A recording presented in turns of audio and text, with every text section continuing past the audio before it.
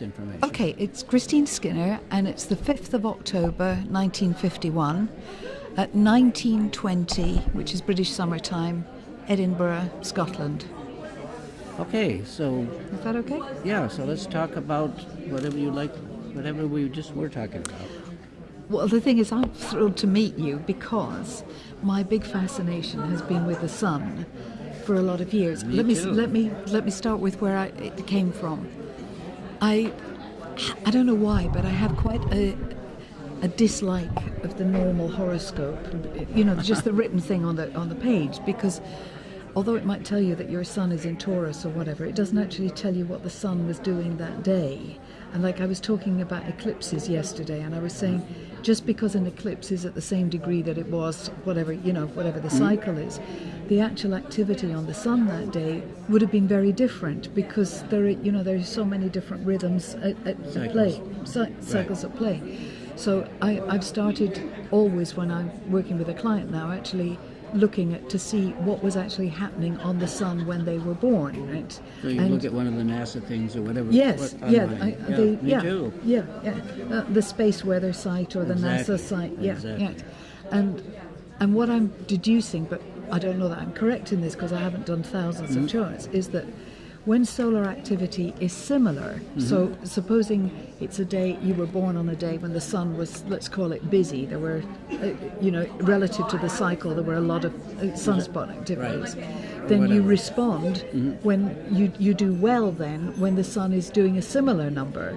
But when the sun is doing something in the other direction, maybe it's having a sleep or, whatever, then you actually genuinely feel under the weather because you're not getting the same energy. You're not tuned to the same thing. Okay. As I said, I don't know if I'm right about that, but I just feel that there's so much more that could be learnt about. I don't know if you're right about that either. I think the sun is more generic than that. Yeah. But if you pursue it and find out, then you tell me more about it, because my own feeling is that whether we were born at a time of solar flare or activity, I think that makes sense in terms of just regular. Theodore Landscheid wrote a book. The Sun, Earth, Man.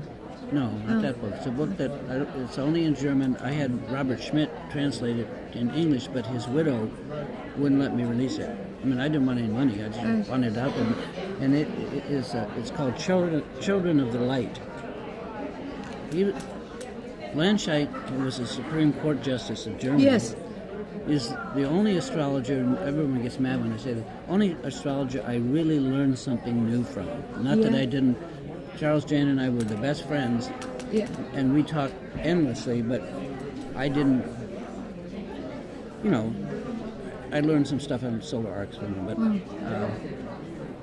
not a paradigm shift of any kind. But Landscheid was the most forward-looking astrologer I ever met, and I've met lots of them. So this book is about his study of famous people, scientists and stuff, that were born at times of intense solar flares. Yes. So if you email me sometime, I'll send it to you in English. Oh, I'd love that. I ask you not to distribute it. No, I just wouldn't. for you. I wouldn't. Right. Because it's a little formal for me, because what I write is, he doesn't get to saying what it means. Yeah. It says that there's this connection between this great scientist and these solar flares during the times of his, not just birth time, but when they were intensely doing some discovery, like Einstein's theory. It's that kind of stuff. It's very formal. Yeah. A whole lot of footnotes. But I'm not that way. But I don't know that this idea that if you were born, it would be like if I was born in the summertime, I have a hard time in winter. I mean, that but it's similar. It's a similar kind of deal. So you'd have to prove that to me through your own experience. Yes. And I'd be interested. But I think it's more. I think the sun is a great being that embraces us all. Whether it gets down to that level, I guess it must have if Landscheid wrote that stuff. But that's not how I see it. I mean, I use it just like you first said. I monitor it I certainly can feel solar flares when they happen. Yes. How much do they imprint my consciousness like a scroll that I have to go over and over and over? I don't know. I'm not sure, but I'm certainly affected by them when they're happening, and Yes. especially CMEs, right? Yes. Yeah, when there's a huge Yes. burst Yeah, of, yes. or even Well, what do you feel about? I'm wondering whether or not the planetary lineup that's building now, where by 2020 so many of the biggies will be on one side of the sun. Do you think that will create a kind of pull on the sun, and that we might have more CMEs? first of all, gravitationally it does. Yeah, Right? So, yeah. I would guess it would, but what it means, I mean, mostly lately I've been looking at the fact that we're headed for solar minimum. Yes. Yeah. And they're Yeah. they're saying that this particular solar minimum is going to be extreme Yes. and going beyond what we're used to. And when it is at a minimum, then we're exposed to cosmic radiation from giant supernovas. And, Yes. I'm watching that.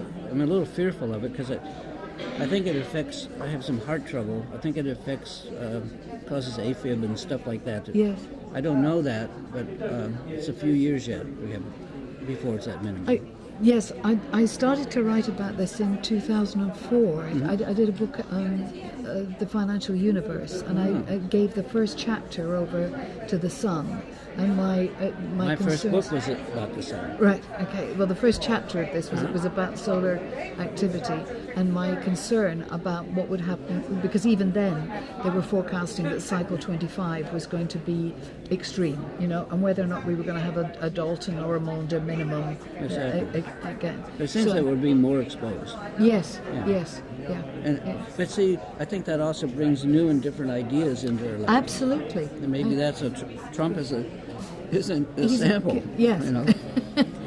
Well, he's He- your 45th president, so I kind of see him as being your semi-square president. Amen. Know? Yes.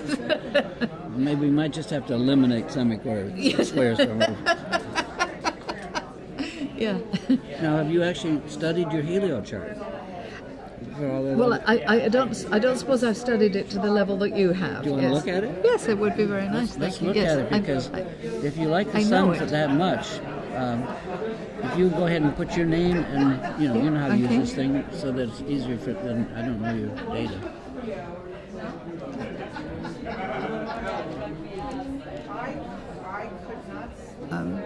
Do I just put in the local time and it'll self-correct, will it? Hi. No, we're going to sit and wait. Well, we're doing We're it only in- going to be. Honestly, I'm not going to trouble him. He's going to have a fast look at this. Do I just go to the atlas for this? Yeah. Oh, that's it. Yeah, this won't be too long. You're welcome to be here or take a tour around and come back. I'm Ready with to you, sit my down. dear. Thank you. Yeah, right. Okay, think that's just you it. say okay. I think that's it. I think that you just erased it. Did I? Yep. I was trying to catch you, but I Oh, didn't. wait a minute. I have it here. No, but I need to see it here. Oh, Yeah. No. okay. Yeah, but then Well, here we are back. Are you? Yeah, I pressed OK. And now, for some reason, I got it into 90 degrees. Okay, so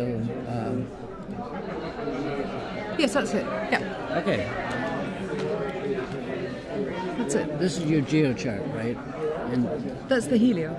oh, that is the helium. Yeah. So let's start with Yeah. the geo. It's more fun. Okay, so with you, what you see is what you get. You have a T-cross in helio.